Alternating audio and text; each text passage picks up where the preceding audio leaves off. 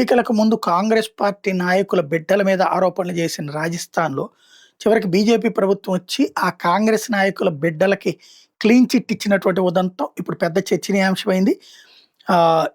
గెహ్లాట్‌కి సంబంధించిన ఇద్దరు కొడుకులకి ఆ రోజుల్లో మినిస్టర్‌గా చేస్తున్నటువంటి వాళ్ళు కలిపి ₹2,000,00,00,000 ఎండీఎం స్కామ్ చేశారంటూ ఎఫ్ఐఆర్ నమోదైంది. 2023లో అది పెద్ద చర్చనీయాంశమైంది. 2023 ఎన్నికల్లో అదే ప్రధానమైనటువంటి చర్చ అయింది. రాజస్థాన్ పోలీసులు కేసు కూడా నమోదు చేయాల్సొచ్చింది. ఇప్పుడు ఆ కేసుని క్లోజ్ చేశారు బీజేపీ ప్రభుత్వం వచ్చాక. అందులో ప్రాథమిక ఆధారాలు లేవంటూ. ఇర్రెగ్యులారిటీస్ జరిగినయి అన్నటువంటిది ఎన్ఫోర్స్‌మెంట్ డైరెక్టరేట్ కూడా విచారణ జరిపింది. అప్పుడు వాళ్ళ ఇళ్లల్లో సోదాలు కూడా చేసింది. మనీ లాండరింగ్ జరిగిందని చెప్పింది.